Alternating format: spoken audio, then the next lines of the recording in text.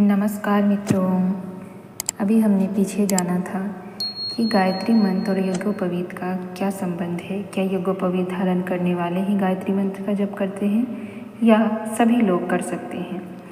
आज हम जानेंगे कि गायत्री मंत्र जप करने के लिए गुरु की क्या आवश्यकता होती है, गुरु कितना आवश्यक होता है गायत्री मंत्र जप के लिए। क्या जिन्होंने गुरु दीक्षा ली है वही गायत्री मंत्र जप सकते हैं या फिर जिन्होंने गुरु दीक्षा नहीं ली है वो भी जप सकते हैं। चलिए इन्हीं सभी बातों को आज हम समझेंगे। गायत्री को गुरु मंत्र कहा गया है। इसका अर्थ यह भी है कि इसकी उच्च स्तरीय उपासना के लिए अनुभवी मार्गदर्शक एवं संरक्षक आवश्यक है। कुछ शिक्षाएं ऐसी होती हैं जो पुस्तकों के सहारे एकाकी भी प्राप्त की जा सकती है, पर कुछ ऐसी भी होती हैं जिनमें अनुभवी व्यक्ति के सानिध्य, सहयोग एवं मार्गदर्शन की आवश्यकता होती है। संगीत, शिल्पकर्म, अक्षराम्भ, उच्चारण जैसे कार्यों में दूसरों का प्रत्यक्ष सहयोग आवश्यक है। गायत्री उपासना की नित्य कर्म विधि तो सरल है, किंतु उच्च स्तरीय साधना में व्यक्ति की विशेष स्थिति के अनुरूप उतार चढ़ाव आते हैं और उसमें अनुभवी मार्गदर्शक की वैसी ही आवश्यकता रहती है जैसे कि रोग उपचार में चिकित्सक की। रोगी का अपने संबंध में लिया गया निर्णय प्रायः सही नहीं होता, इसीलिए चिकित्सक का परामर्श एवं अनुशासन आवश्यक होता है। वही बात उपासना की उच्च स्तरीय प्रगति के संबंध में भी है। गुरु की नियुक्ति अनिवार्य तो नहीं पर आवश्यक अवश्य है। इस आवश्यकता की पूर्ति मात्र उच्च शिक्षा साधन विधान से निनात व्यक्ति ही कर सकते हैं। जब तक वैसा मार्गदर्शन ना मिले तब तक प्रतीक्षा ही करनी चाहिए। उतावली में जिस तिस को गुरु बना लेने से लाभ के स्थान पर हानि होती है। एक कक्षा पूरी करके दूसरी कक्षा में प्रवेश करने पर नए अधिक अनुभवी अध्यापक के संपर्क में जाना पड़ता है। इसी प्रकार सामान्य मंत्र दीक्षा लेते समय यदि सामान्य स्तर के गुरु का वर्ण किया गया हो तो उच्च स्तरीय साधना में अधिक योग्य गुरु का वर्ण भी हो सकता है।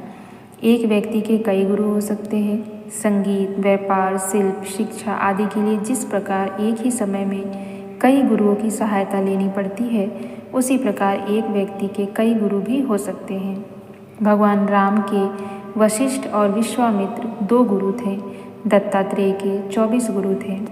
शिक्षा प्राप्त करने में नर नारी दोनों को ही अध्यापक की आवश्यकता होती है, उनकी सहायता की आवश्यकता होती है। उसी प्रकार अध्यात्म क्षेत्र के प्रगति प्रशिक्षण में भी बिना लिंग भेद के हर साधक को मार्गदर्शक का सहयोग लेना होता है।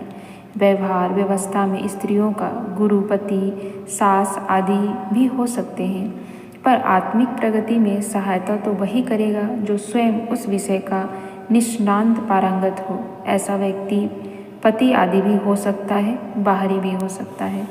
यानी कि किसी भी साधना को उच्च स्तरीय पे करने के लिए हमें एक उच्च गुरु की आवश्यकता होती है।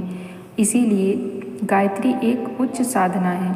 गायत्री की आरंभिक साधना तो कोई भी कर सकता है, उसमें हम ऐसे भी कर सकते हैं, परंतु यदि हमें गायत्री की उच्च स्तरीय साधना करनी है, बड़े बड़े अनुष्ठान करने हैं, तो हमें एक सही गुरु की आवश्यकता होती है, एक ज्ञानी गुरु की आवश्यकता होती है, एक ऐसे गुरु की आवश्यकता होती है जिसने उन सभी अनुष्ठानों, उन उच्च स्तरीय साधनाओं को किया हो।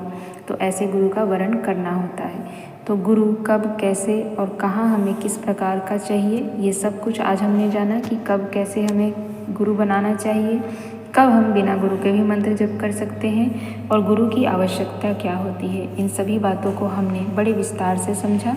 आगे आपको गुरु से जुड़ी, गुरु दीक्षा से जुड़ी जो भी शंका और समाधान होगी, उन सब का निवारण इस वीडियो के माध्यम से अवश्य आपको मिल जाएगा। और भी लोगों को आप ये वीडियो शेयर करें जिससे उनकी भी गुरु दीक्षा, गुरु की आवश्यकता से जुड़ी शंकाओं का समाधान हो सके।